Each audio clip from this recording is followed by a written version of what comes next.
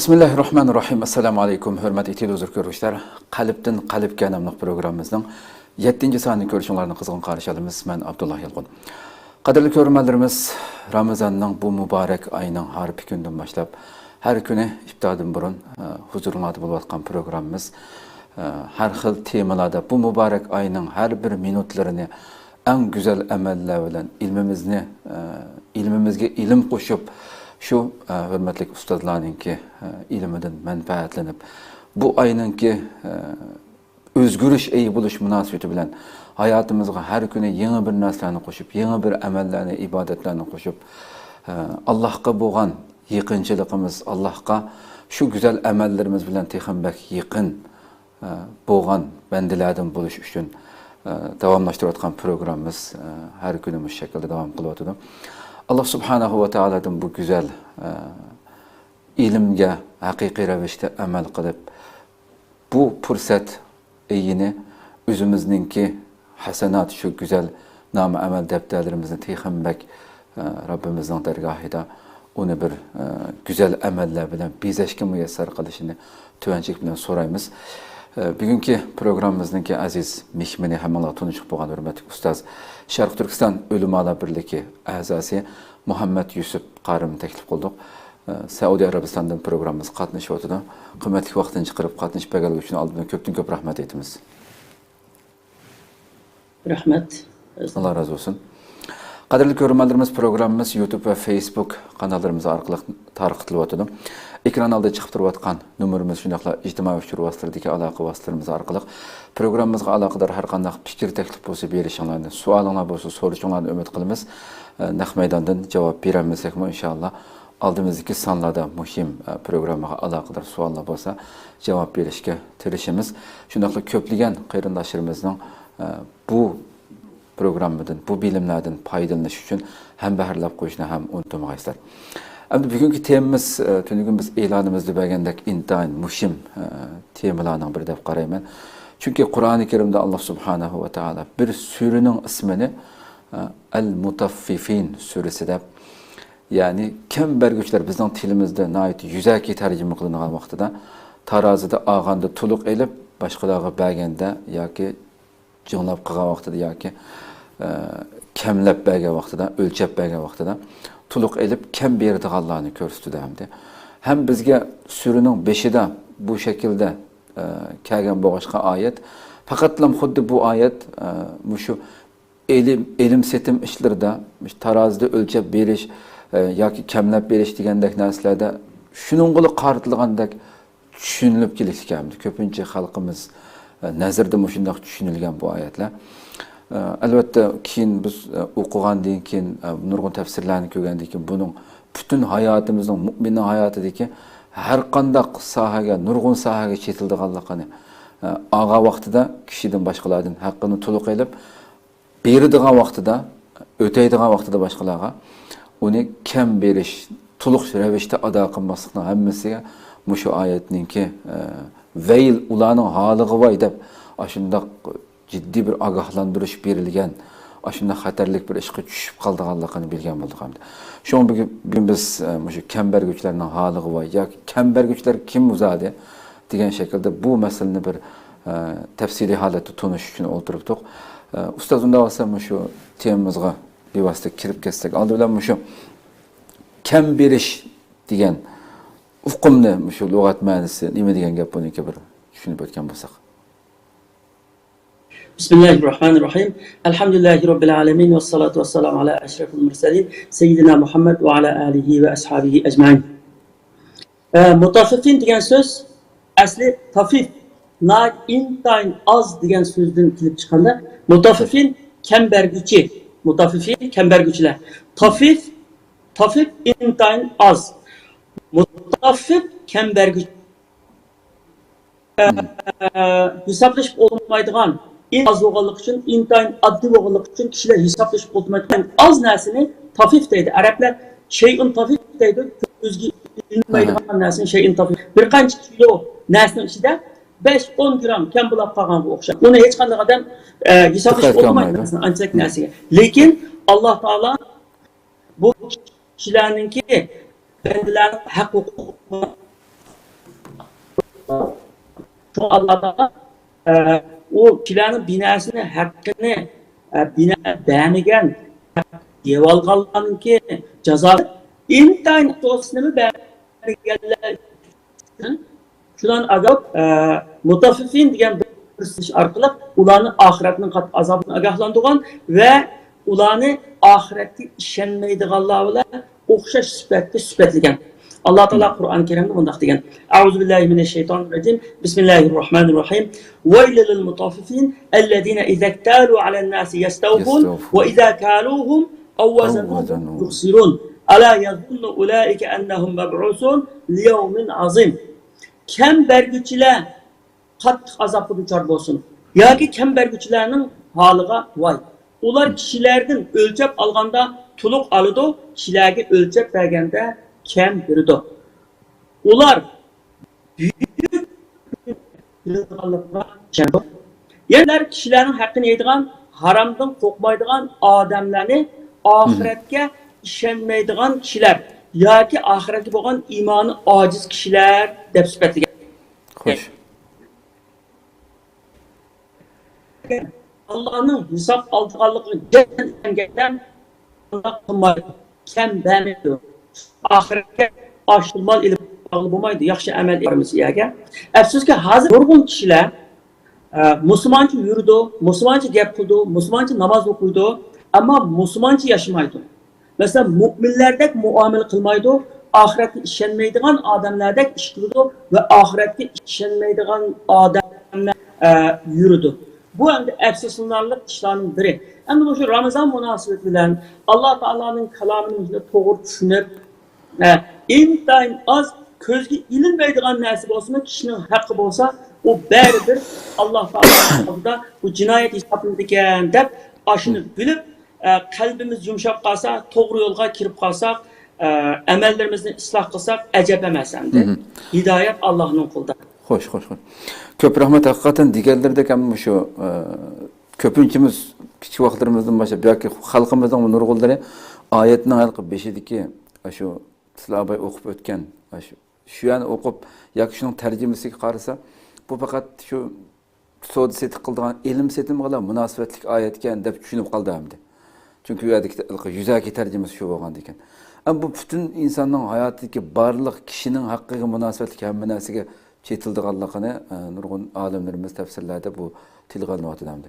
Shunga mushni biroz ochgan bo'lsak, ilm setimga xos bir ishmi bu yerdagi deyilayotgan masala bu qadar jiddiy ogohlantirilgan Alloh tarafidan.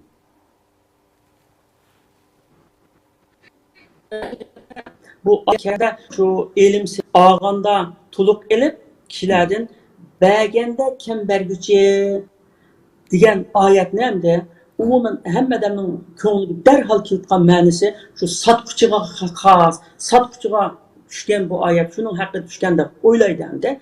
Ama müfessirimiz deyken de onun xas bu özünden olsun, aşırı okşaş kişilerden ne mi olsun, böyle maddi hukuk olsun, da bir hukuk olsun, tapşırmaydıgan ya kem tapşırdı mesela mutaffifinin katarıga kiridi deydi. Anda da bu mutaffifin deganning ki ma'nisi satqıçıga emas, belki her qanday insonga buningki sohasi intayin ko'p sohalarga tutishidi bu. Kichik bir sohagina emas. Masalan buningda oyatda hamda kembergüçiler. Masalan bir aileni misolga olsak, bir er kişi ayağlıdan yüzünün istigini alıdı, ayağını hizmetine salıdı, onundan faydalanıdı. Ama bu hakkını alıdı, hukuklarını. Ama ayağının yüzünün üstündeki haklarını tuluk vermeye. Yani bazı bunun eksice, bazı ayağla erlerini küçük yetmeydiğin işleri zorlar. Mesela öyününki mebillerini, binasını yenilayttık, yoki sayohatga chiqardik, pul kerak, haromdan topamsan, haloldan topamsan, nereden bo'lsa pul top degan haromga zo'rliganga o'xshash masalan. Buni kambag'alchi, ya'ni tuluq elib kambag'alchilarning qatoriga kirdi masalan. Uningdan boshqa ota-onalar masalan balalarını İctimai yaxshi hayatdaki tarbiyalamay, ictimai hayatdaki misallardan so'zlayotliq hozir hamda. Bu mutaffifinninki mutaffifin o'z ichiga olgan doirlarni misollarni so'zlayotliq hozir. ijtimoiy hayotdagi ko'rinishlari, misollarni shu ko'rinishmi bugungi hayotimizdagi har xil sohalardagi ko'rinishlardan biroz anglaydi. Şu ko'rinishlar masalan, jamiyatning o'ltirib bo'lgan oila. Masalan, oila erlarniki ado qilmasligi, ba'zi ayollarning erlarni kuch yetmaydigan ishlarga zo'rlashi deganga o'xshash, ashlarning hammasi kambag'alchilarning qatoriga kirdi deydi olimlarda. Buningdan boshqa masalan farzandlarini ota-onalarning o'xshash ko'may, ba'zi farzandlarga yaxshi muomala qilib, yo ba'zi farzandlarga nachar muomala qilib, ba'zi farzandlarni nayt qimmat yaxshi oliy maktabda o'qitib, ba'zi ancha ko'ngil bilmay, ashunda qilishmi kam berganga kirdi. Uningdan boshqa balalarni xohlaydigan o'gay bola bor uyda o'zining bolasini texmi yaxshi ko'rib, o'gay bolani xorlaydigan ularmi Alloh taolo bergan bu ne'matni to'liq elib, bergan vaqtida kambag'al hisoblandi. Uningdan boshqa o'zinki haqqini to'liq oladigan, doktorxonadan maoshini to'liq oladigan, ammo kasallarga ko'ngil bilmaydigan, boylarningki yoki yuzlik kishilarningki bunda kasallarga yaxshi qarab, kambag'allarni o'lim karavatiga tashlab qo'ydigan doktorlar masalan, ashlarni kambag'al hisoblandi. Bergan vaqtda ado qilgani kam ado qildi. Masalan, muallim deyli. Muallim ayning oxirida maoshini saq oladi, ammo bolalarga, ba'zi bolalarga ko'ngil bilsin, bolalarni o'zi yaxshi ko'rmaydigan bolalarga ko'ngil bilmaydigan masalan, ba'zi insonlarda, ba'zi muallimlarda. Shunga o'xshash hammasining joyida haqqini ado qilmasa, u kambag'al hisoblanadi hamda. Undan boshqa urug' tuqqanlar masalan, bu urug' tuqqanlardan bizga yaxshilik qilishini va bizga hissdoshlik qilishini, bizning hamisha yenimizda bo'lishini umid qilib, orzu qilamiz. Shunday qilmasak, uchoq biz kambag'al bo'lamiz. Oldin to'liq olamiz.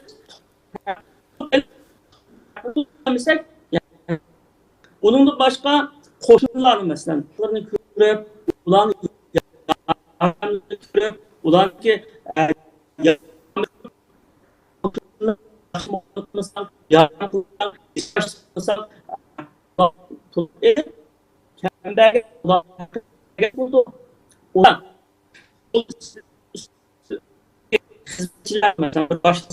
xizmatchilarninki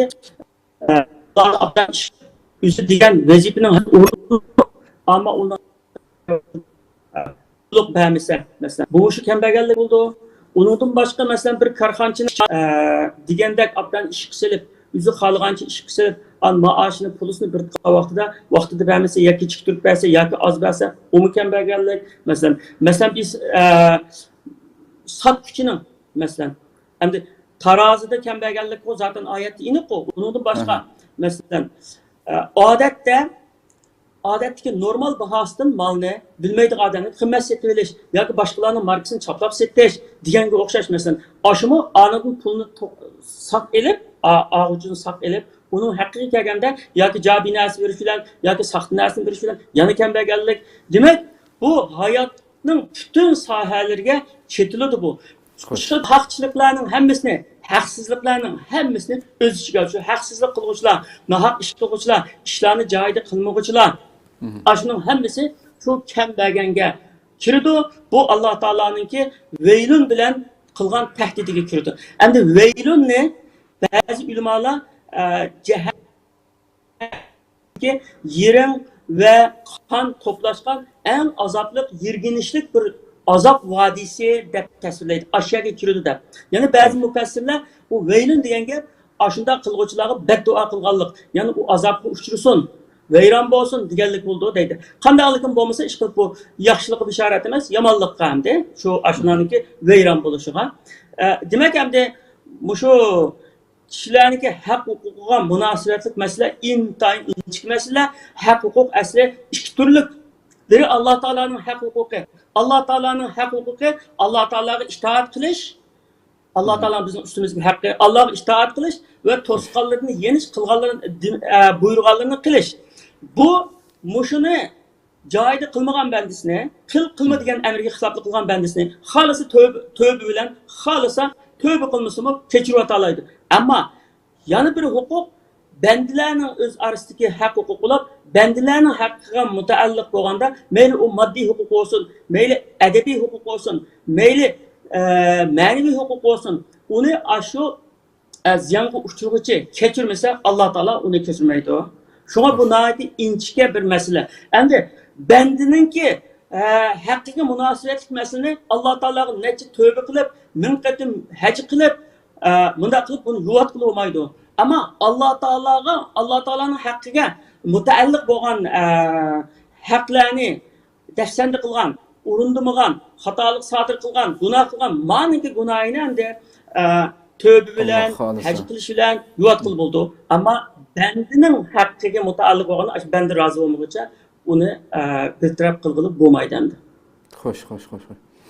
Ustoz, endi shu Abay sil programının 5'i dediğimde hayatımızda bugün şunçilik keng, umumlaşıp gittiklikemde bu derecede insanların, kişinin hakkında, hatta şu lügat mühendisinin tilga alsak mesela tafif, yani hiç köz girmeydi mesela 1 kiloluk neside bir 10-15 gram mesela, hiç kim onun ağuçu mu narazı mı bop ketmesligi mümkün.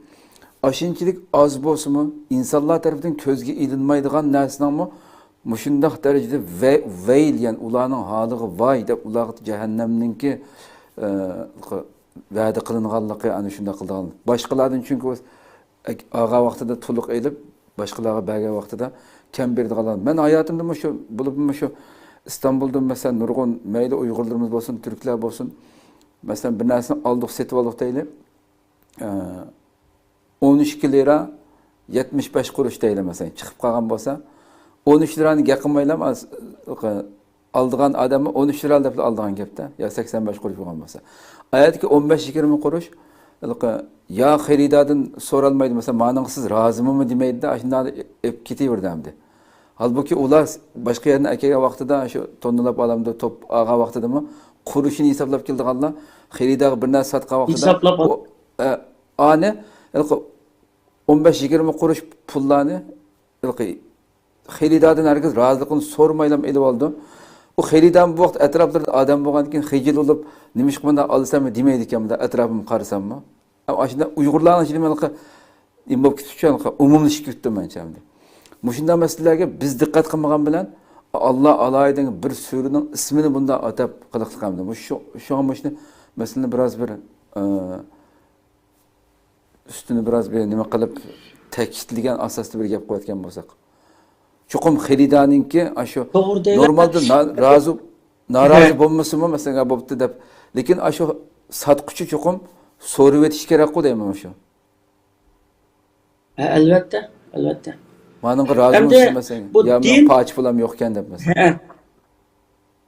Bu din mundaqiliqi bir xristianlarninki haftada bir kun chekka qo'yib ibodat qilib qo'yganda, bu da ibodat qilib qo'yib, masjidda bir xil, masjidning sirtida bir xil, masalan bozorda soxtipaz, masjidda mu'min deganga o'xshash bunda bo'lmaydi-da bu.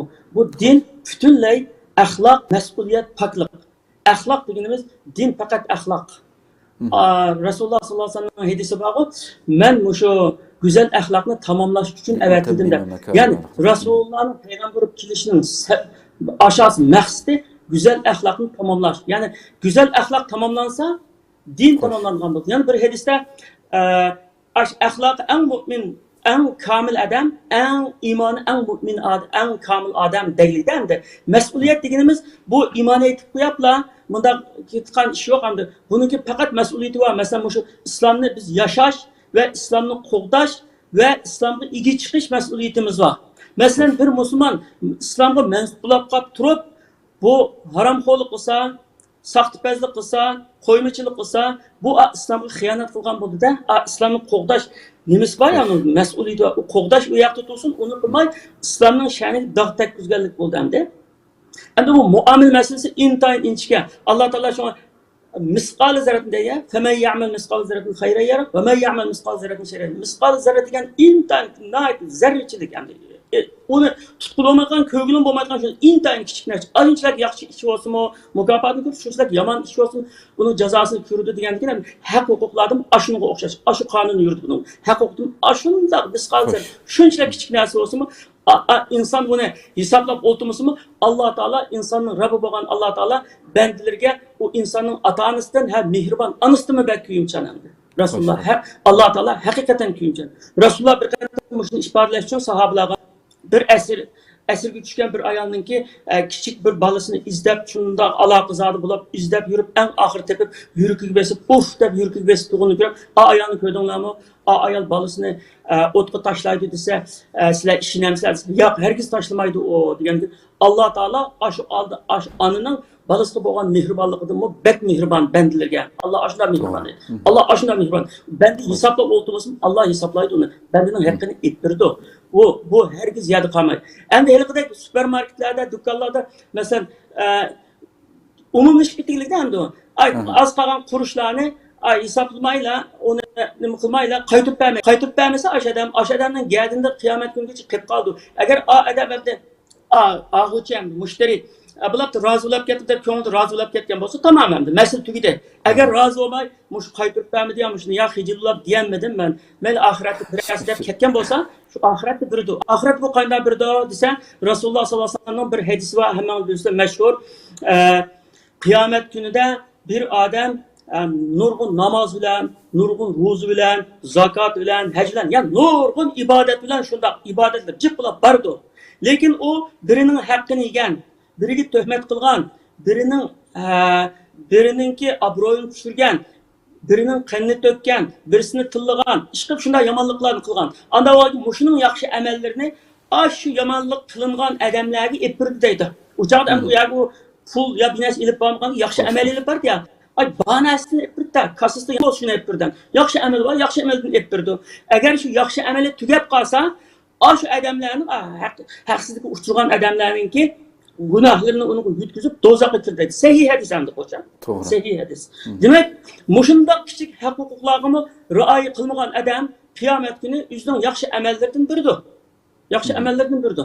Mesela rivayet kıldı. Bir adam bir kasaptan göç alırken daim bu kasap daim aşağı nimenin aslında tarazının aslında birden magnetini kıpkap göçünü eğir köstüp az göçünü aynı satırken de bu adam kürüdken aynı kılgını kürüdken salih yaxşı adam ki ne çıkardı onun nasihat kıldıkken anda kılmadan kişinin hakkını yemegen haram mı o dese onu mu aynı kılgın o adam aşkın göç eliye verirken bir küllerde aşı kasap herem görüp hacı kılıp tövbe kılıp günahıga hem de anda nime kılmaydıkan anda saht kılmaydıkan bulap kepti saht kılmaydıkan ki bulap göç satkandiken hemen iş adam göç atkan müşteri adam onu kürşep mübarek olsun Allah günahını mağfiret kılsın dep qat onun göşamaytgan bulap depti. Demiş ki menden göşamaysiz bunu men saht kılganda alattınız endi amaytgan bulap kaldınız dese men burun sen saht kılgan çağda men nasihat kılsam mı unumugan diken aşı kıyamet günü senin yaxşılıklarыңды bana alaman dep şuna meyli bu dünyada menin guşamdan kam ev alsan kıyamet günü yaxşılıklarını alaman o dep hemişe bana payda oldu dep aynda kılattım. O çağda sen bana işleyttin. Hem de abi üzengi işleytken bulapsa şunu senden almayma göçün debinde depti. Demek hem de herkes yeni ketmeydi o. Biz unutup kalımız onu. Zulüm kılgan adam mı unutup kaldı o. Zulüm kılgan adam mı unutup kaldı. Ama Allah Teala'nın deptirdi unutulamda herkes unutulmaydı. Kılçıda küçüküne nesi olsun unutulmaydı. Onun hesabını Allah Teala çok aladı. Ama bu şu kem bir işten kişinin hakkını intihani kokuş gereken. Doğru. Hakikaten kişinin hakkı nima degan ig'ir yani shundan tushunishga bo'ldi hakikaten. Endi oxirida shu kambar göçünün oqibatini albatta hozirgi so'zlarda men so'zlamdi. Agar texmbek etish to'g'ri kelsa, oqibati dunyo va oxiratda qanday bo'ldi bularninki? Degan bilan tugatsak. Endi bu yerda endi ashuna intayin az tafif degan shu tafifin dedik endi. Intayin az binasini ep qog'uvchilar aşılağı veylun, qattiq azap olsun, dozaqның en aslında azaplansın deb şunda tehdit qilgan, şunda agahlandırgan qaraganda, uningdan çoğrak 20 kilo, 1 kilo ya bir qancha 100 gram bunda binasini evagan adamning ahvoli qanday bo'lmoqchi endi. Demak endi buningda cho'qim shu qattiq azap bilan tehdit ve Onunki ay veyron bulab ketishiga beddua. Hamda oyatning veyron degan gapni ba'zi ulamolar bu ashuniki qattiq azobga duchor bo'lsin, veyron bo'lib kelsin degan beddua deydi. Ba'zi ulamolar do'zaxning ostidagi shu qon yiring aralashgan shu vodiy deydi. Demak, mushuning kishining haqqini yeganning oqibati ashundoq bo'ldi endi. Ya'ni az intan ko'zga ilmaydigan kishilik unutib qolgan, tilga og'uchiga bo'lmagan narsani yevagan odamning ahvoli ma'lum. Endi uningdan millionlab yevagan odam, minglab yevagan odam, bunday odamning ahvoli qanday bo'ldi, uni ham tasavvur qilib bo'lmaydi endi. Xo'sh. Hakikaten yani her birimiz ciddi şekilde bir vez nasihat eyleshimiz, o'ylanishimiz kerak bo'lgan bir tema hamda hakikaten. Ko'pdan ko'p rahmat nihoyatda bu tema ichib berildi deb qarayman. Alloh razı bo'lsin. Yani mishada bir oxirlashtirsak programmamizning vaqti hozir tugab qolg'ili turibdi. Nihoyatda meg'izliq güzel şekilde tushuntirildi. Alloh rahmat. Alloh razı bo'lsin. Qadrli ko'rmanlarimiz, shuna qilib 7-sonimiz bu mishada oxirlashdi. Haqiqatan nurg'unlarimiz mana abay degandek shu nihoyatda taqvodorlarimizmi? Nihoyat chunki razı bo'lib ketdi degandek shaklda. Ba'zilar razı bo'lib ketishi mumkin ustoz degandek, ammo ba'zilari bu miqdor oz bo'lgandan keyin xiyolib, xayrida ko'pincha xayrida deyolmaydi. Men turklarni ko'raman, nihoyatda shu do'konlardan undan qilayotgan vaqtida Uyg'urlardan ko'raman, bu narsaga diqqat qilmaylam, bu oz necha qurush, 10-20 qurushga nima bo'ldi degandek bu xiyol bilan, bu tasavvur bilan qilishi mumkin shu satqonlarni. Ammo lekin bu dinimiz mana shunday har bir eng zil biz o'ylab baxmagan yerdimi buni alohida bir qonun bekitishlik, buningki qanchalik oqibatining nachar ekanligini ko'rsatishlik. Shuning uchun nurg'un tijoratchilarimiz bo'lsin, bularga alohida diqqat qilish kerak. İlim setim meselesinde, ama başka sahadaki hamma birisimiz işçi, birisimiz xo'jayin, birisimiz ticaretçi bu dünyada mayli qaysi sahada hayat kechirayli, her birimizning qilayotgan kundalik turmushimizda boshqalardan talab qilgan vaqtda to'liq talab qilib, uning haqqini agarda kambag'al bo'lsak, yana shu vayl, shuning holiga voy degan ana shu Alloh azab va'da qilgan ashundaq insonlarning jumlasi kirib qolganligimiz bugungi darsimizda nihoyatda tafsiliy holatda chiqdi deb qarayman. Texammak bu butun bir sura shundoq nozil qilindi hamda. Bir suraning ismi bu shaklda ataldi. Qayndoshlarimizni bu muborak oyda buning texammak tafsiloti, tafsirlariga murojaat qilib u yerdan texammak keng doirada tushunib olishini umid qilamiz. Alloh subhanahu va taolo har bir bilgan narsalarimizga amal qilishga muyassar qilsin deb so'raymiz Rabbimizdan. Alloh umr bersa ati boshqa bir temada ko'rishguncha aman bo'lg'aysizlar. Bu muborak duolar ijobat bo'lgan bu minutlarda bizlar uchun ham duo qilib qo'yishinglarni umid qilamiz. To'g'ri sabablik Saudiya Arabistonidan bog'langanligi uchun biroz ba'zi yerda ovozlar ilgari keyin bo'lib qoldi. Buni to'g'ri tushunishinglarni umid qilamiz, qadrli ko'rmanlarimiz. Assalomu alaykum va rahmatullohi taala va barakatuh.